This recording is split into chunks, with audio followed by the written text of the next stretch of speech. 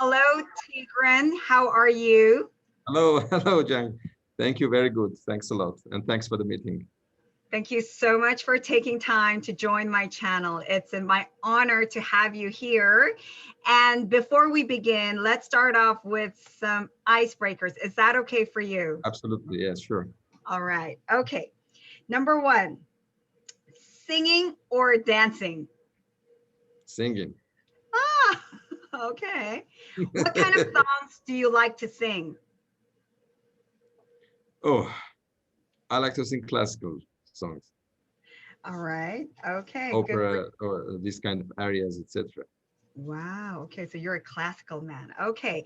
Number two, French food or Italian food? Italian food. Italian food. I'm Southerner.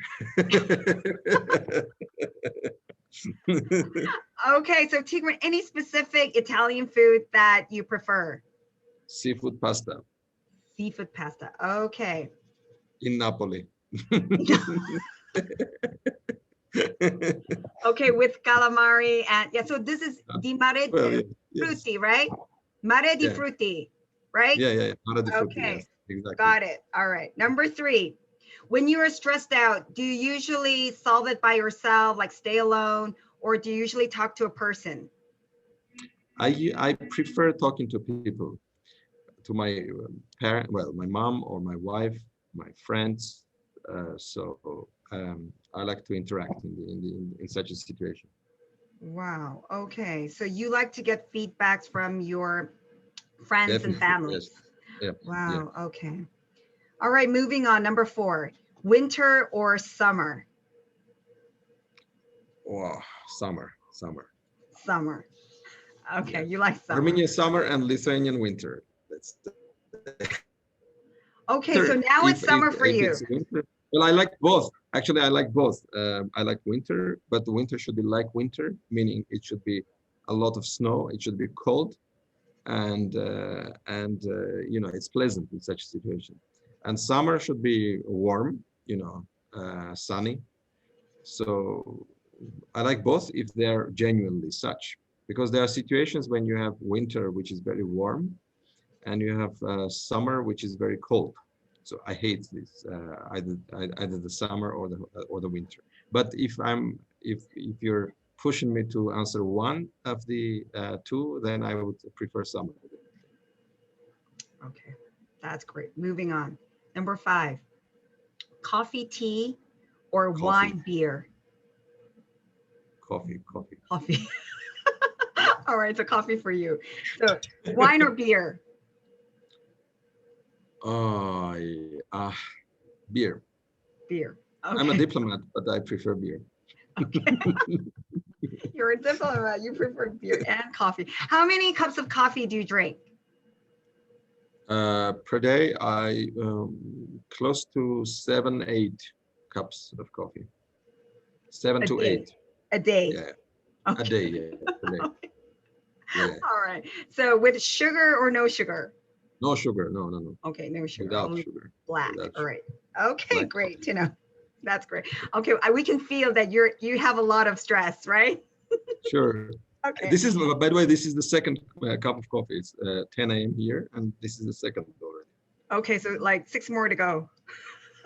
Yeah, sure. Okay. Sure. All right. Number 6, vanilla or chocolate? Vanilla. Vanilla. Okay. You like vanilla. Okay, great. Number 7, on the weekends, would you rather read a book, sleep, or go outside? I would rather read. Read. But I go outside. You go outside. You like to go outside. It's not my choice, but I go outside because I have 4 kids. You have 4 kids. Okay, great. Okay, let's hear more about your kids later. Moving on, number 8.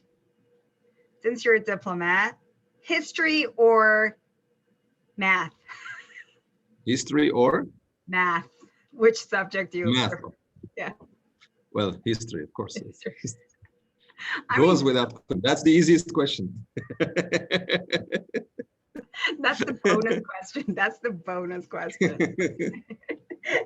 Last but not the least, Tigran, do you like to eat at home or do you like to eat outside? Oh, uh, probably outside. Probably I like outside. both, actually. I like both because my wife and my mom, well, when my mom is here or my wife, both of them prepare fantastic food. Wow. Um, Okay. but I also like eating outside. I cannot Okay. hide that truth. So Tigran, what is the most famous dish in Armenia? Can you just tell us one dish? one dish. Well, the Armenian barbecue, which we call chorovat, it's one of the best, fantastic, barbecues in the world, and we make it very well here. And it's really interesting to compare how well it is prepared in various restaurants, for example. So Armenian barbecue, I would, I would name one. I would name Armenian barbecue. All right. Thank you so much for answering these icebreakers, and let's get into the main interview. Sure. All right, please introduce yourself, your name, where you live, and what you do, and anything else that would describe you. Okay, my name is Tigran Mkrtchyan. I'm from Armenia. I live in Armenia. I'm a diplomat by profession, a historian diplomat, or political scientist and diplomat. And so my educational background is history and international relations. History I studied in Armenia at the Yerevan State University, and IR, international relations, I did at Cambridge University in the UK.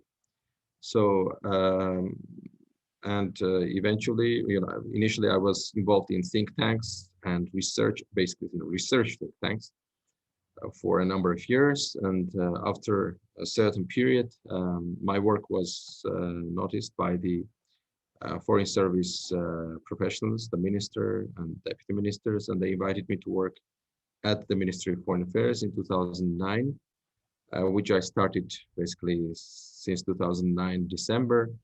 And I entered foreign service. I was working in the ministry for a few years. And in 2016, I was appointed as Ambassador of Armenia to Lithuania, Latvia, and Estonia. So my residence was in Lithuania, in Vilnius, and I was covering the other two countries as well. And I was traveling as much as possible. For 5 years, I was ambassador. I was recalled just close to the conclusion of my 5th year, and I came back on the 1st of May, just a month and a half ago, and now I am in holidays, so waiting for the future sort of assignment or appointment. So we'll see what happens. I am I'm a father of 4, so and I'm very happy for that. Of course, they make they make my days every day. They make me happy, and I'm really so my days are full with on the one hand with my job, on the other hand with my family, intense family life. So that's who I am and what I do. I'm also, I should underline that I'm coming from a family of artists, from musicians and actor. My father was my deceased father. Unfortunately, he passed away last year. He was an actor, a very famous actor in Armenia. My mother is a singer, folklore singer. My brother also is an actor and the director of the theater.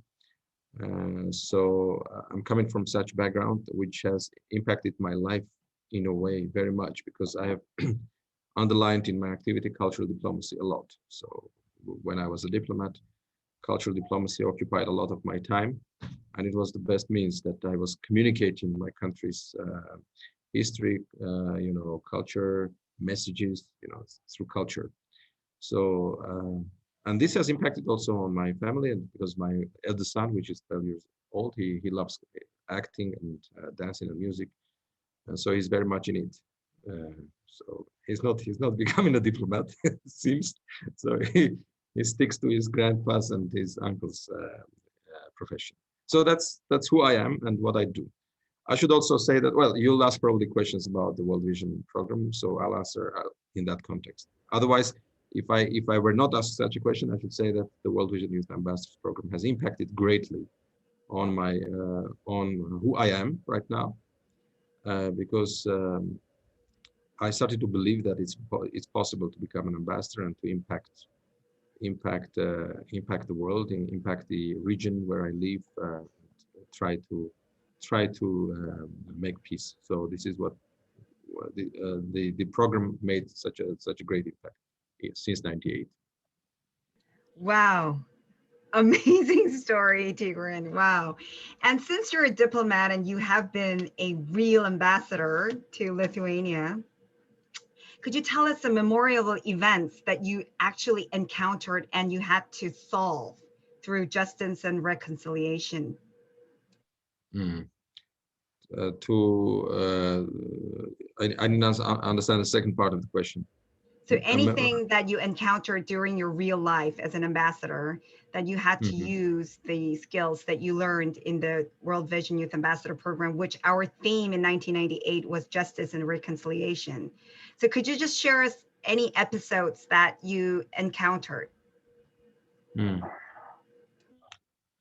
Oh, well, in Lithuania, I mean, as an embassy, as an ambassador, we organized a lot of events, a lot. I mean, every year we organized probably 20, 30 events. So it's every month I was involved in organizing some kind of an event, be that conference, exhibition, be that concert. So that was the scope of the activity. The messages of justice and reconciliation, we can talk about that a bit later, because of course, you know, these ideas are we may have a certain perception of those ideas, but that doesn't mean necessarily that everybody shares the same perceptions of these ideas. So once you have a certain understanding of how conflict, for example, should be resolved or solved, and you believe that this is the just way of solving the conflict, because in the core of every conflict lies the life of individuals, of people. And if you have a situation when, for example, in our region there are such conflicts in Georgia and in Armenia, Azerbaijan.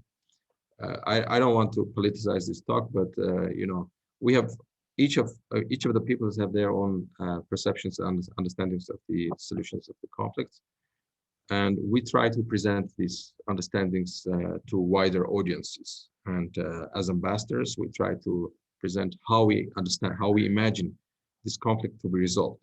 We have not reached yet a solution to this conflict.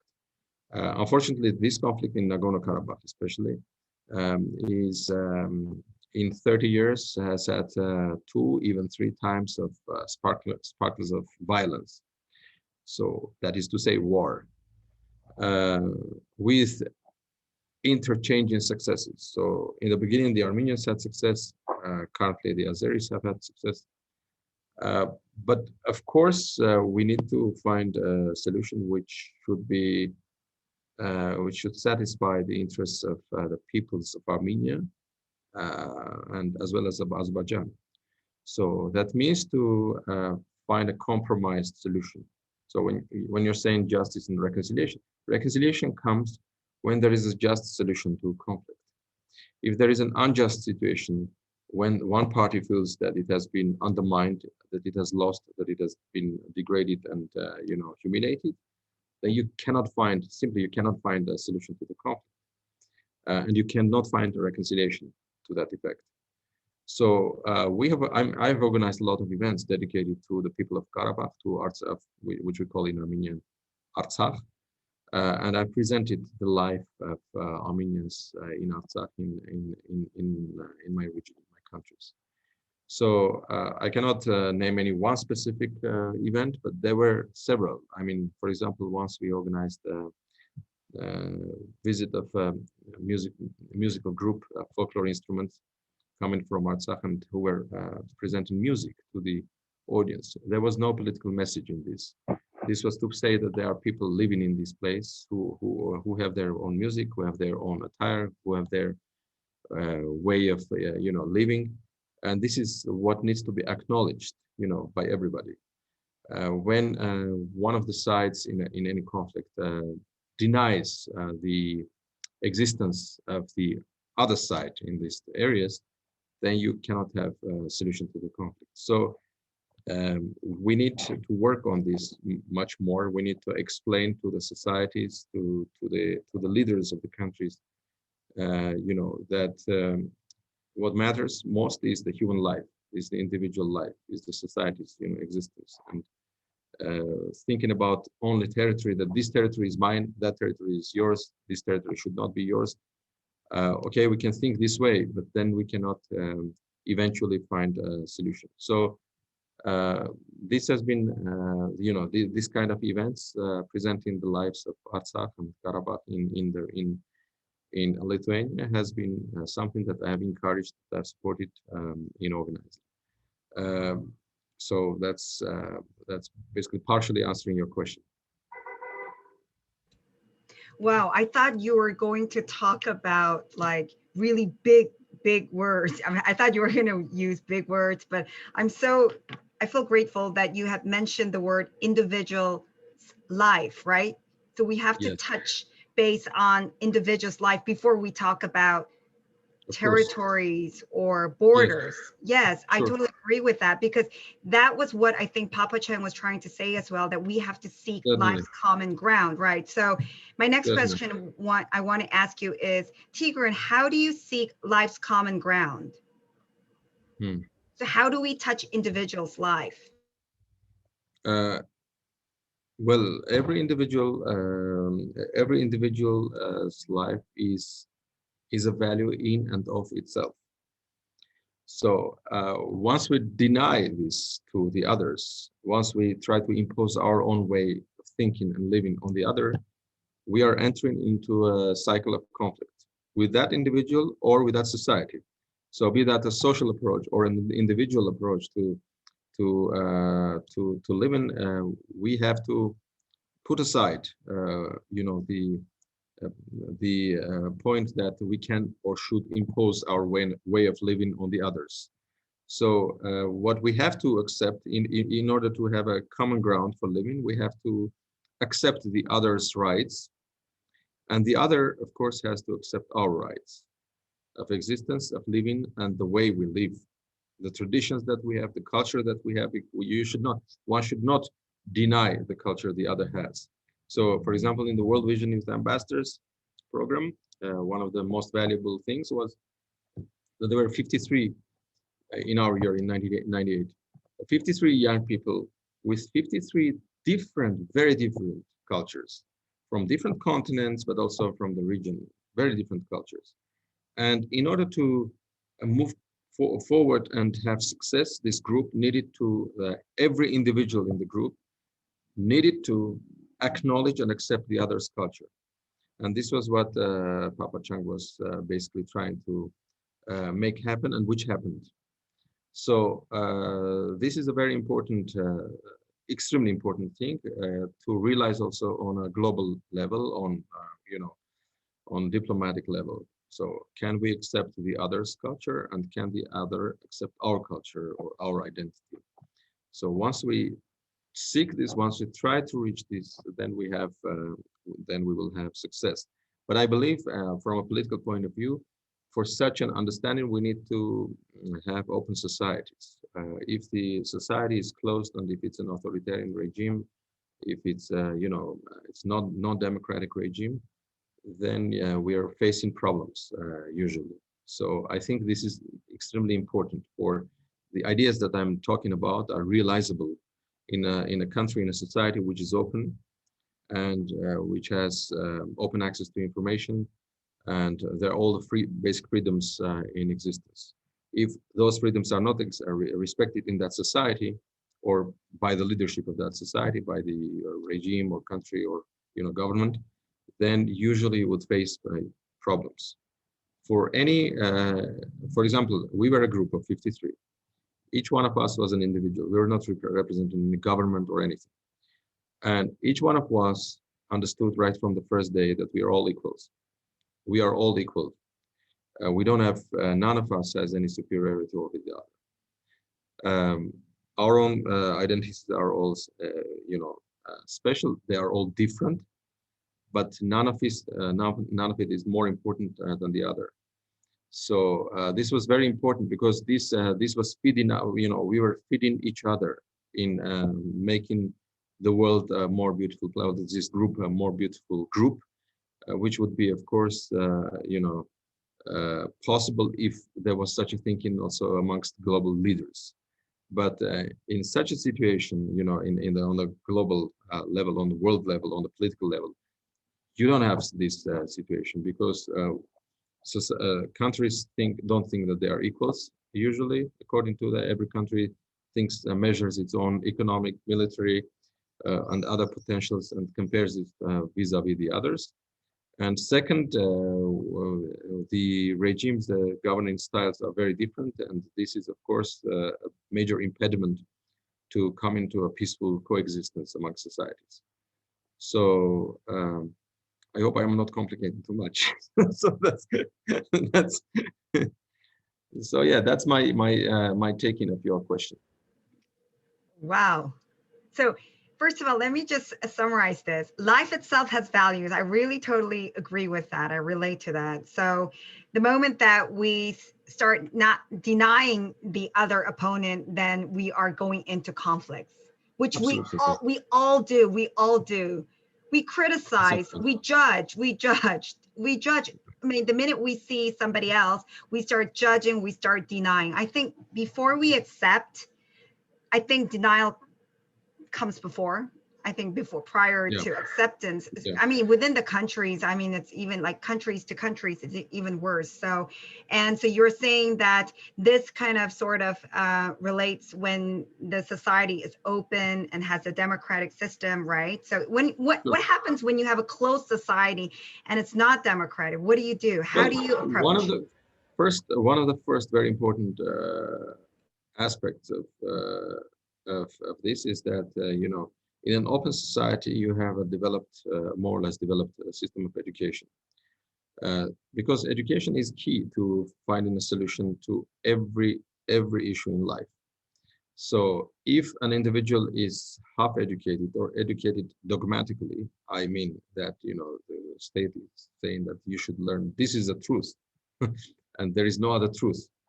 And that comes in an authoritarian regime. This is followed by also controlling outlets of information. So in an authoritarian state, the second part of the issue is that the school pupils don't have access to open information. The internet is limited. They don't have YouTube in many countries, etc. It's Twitter, Facebook, etc.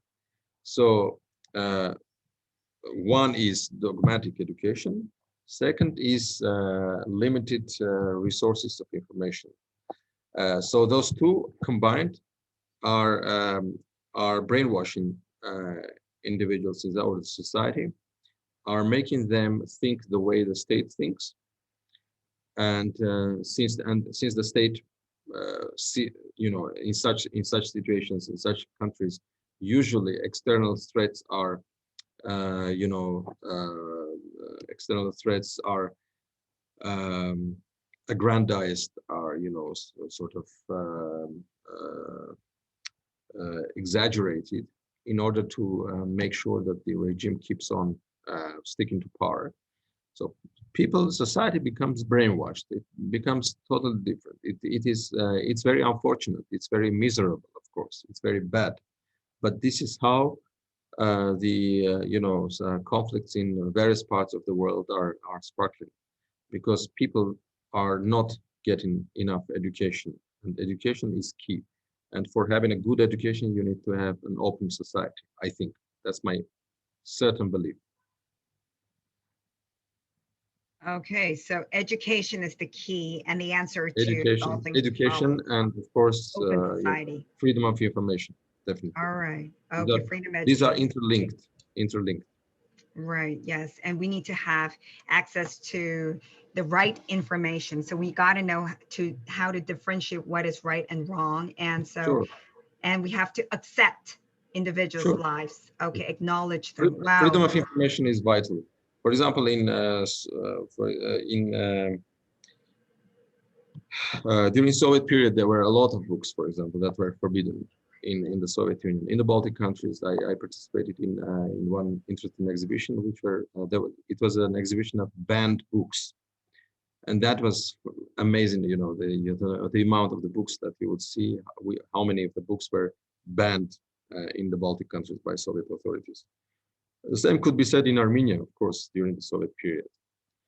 So the same could be said right now in our neighboring country, you know, in Azerbaijan, where books that are advertising or encouraging reconciliation with Armenians are banned. For example, there is a very famous writer, Akram Aylisli, whose books are banned, whose books were burnt even. One of the books, you know, so this is very important. The country, the government should not interfere, should not stop the desire of its society, of the individuals in the society, to learn more and to learn from various perspectives of the same issue. I think this is very important. Wow. Okay. You have mentioned some powerful points, like various perspectives and leadership. So my last question, Tigran, would be, what are some characteristics of leadership? And how do you think our global peace ambassadors should move forward? What are the characteristics of leadership? Yes. And how do you think our GPAs should move forward in the future? The characteristics of leadership. Of course, I wouldn't be original in saying that leadership first and foremost means responsibility.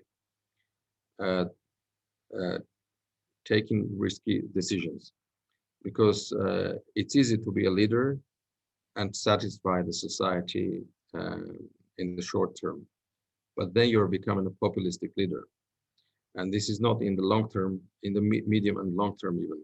It's not good. It's not in the interests of the society, of the people that has chosen you as a leader.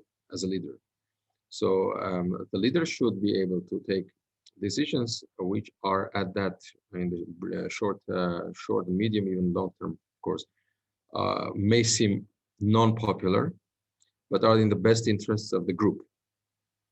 And explain this to the society, to the group, that this is in the best interests of the group, and move forward. So this is philosophical explanation of what I think good leadership means. Future of global GPA, Global Peace Ambassadors Program. I wish this could be still in existence. My understanding is that the program has not been. I mean, World Vision Youth Ambassadors Program. It lasted until 2000. Was it 2000? The last one. Because it changes a lot of people's lives. It has changed my life. It has changed your life. A lot of our friends and colleagues' lives. And who knows, you know, if some of us or you know, participants of the program become leaders in their countries or in international organizations, this has the potential of making the world a better place. So I would have, I mean, it would be good to have a sponsorship to continue the program, to raise this matter, to present the idea of Papa Chang and his friends, his family, to potential donors, and to try to raise funds and continue the program, because it is. I think it was a success story. It was definitely a success story on a global scale. You don't have such programs in the world right now, and I think you know, maybe a group of dedicated people from the program could write proposals and possibly even apply to the UN, you know, donorship programs, and see if there is an opportunity to sponsor such a program. So that's my message, my wish, my desire, my hope that this will be still possible. because seriously, I mean, there were also several individuals from conflicting countries, from neighboring countries in the program, and you know, in places where there is an intensive conflict, there is also simultaneously dehumanization of the other side. And when you find next to you an individual who is a normal individual, who is not any different from you, an educational background, on any other issue, then you know you're trying to reevaluate the assumptions that you had towards the other side, and then you're seeing this on another scale. You're seeing that, you know, in Africa, you know, neighboring countries, Latin America, neighboring countries, Europeans, Asians. So, and then you're seeing that this is widespread. This is global, and then, you know, this was a program. This is a program which is teaching by experience. The knowledge comes quicker because you see by experience that peace is workable, peace is possible, reconciliation is possible. You're seeing in a couple of months' time what you might not even learn in 20, 30 years by reading books. So it's extremely important, I think, to have such programs, because in practice, they show that also, by the way, also the second part of the program, which is very big cultural program, also culture is basically, culture is the common ground, actually. Culture is the common, we are different in terms of our culture, but we can sing the same songs. We can sing Bach, we can sing Afrique Simounier, we can sing, I don't know, you know, Taiwanese song or Chinese songs. So we could see that this is working. So, and culture was the common ground. So I think that we need to think of how to present these ideas and work out and elaborate on them, and make applications and proposals to potential donors to resuscitate, rekindle this program. Wow. Tigran, we will be contacting you for a lot of things, I'm sure. Welcome. You're welcome, of course. Before we leave, Tigran, can you tell us about your books that you've written? I saw them on the Amazon. Can you just explain a little bit about your books? The books, I have written only one book. I have several articles. I have one book, which was an elaboration of my thesis, which I wrote at Cambridge University. It was on NATO's policy in the South Caucasus. It was in 2004 I wrote, and then it was published in 2009, I think, in Germany. So it's about basically it's more of a political topic. It's international relations, international security related topic. But then I worked on another aspect. So that was my IR, international relations subject. But I have been working on political theory and philosophical topic also, which was my PhD thesis, which is the birth of conservative political thought in Britain at the end of the 18th century. So, and in the persona of Edmund Burke, he's an Irish British, Irish English political thinker and a conservative politician also. So his philosophy, his political philosophy, has been the topic of my research for at least 15 years, and which I should now, since I have a little bit more time, free time, I should work on that and turn it into a book. So that's my subject. But otherwise, I have a big. Probably you have seen my library. I don't know. Sometimes I post my library. Maybe that's what you meant. And I'm very happy that I have a big library. And I'm not a very conservative. I'm not a very liberal person, and I don't like e-books. So I like to have the book in my hand and read. So that's what you saw. Okay, so you're not digitalized, right? I'm partially digitalized. Otherwise, I wouldn't be zooming. Partially. Okay, Tigran, I had so much fun. I learned so much from you, and I wish you all the best. Thank you very much, my dear. Soon in face. Bye bye. And also, I should just one last comment. All right. One of the most impressive after World Vision programs, one of the most impressive feelings that I had after the program was in 2013, I think, when I visited Asia with our foreign minister's team, because during that visit, I was happy to see you, and also I was happy to see Maverick in Singapore. So I had in one visit I saw two World Vision ambassadors,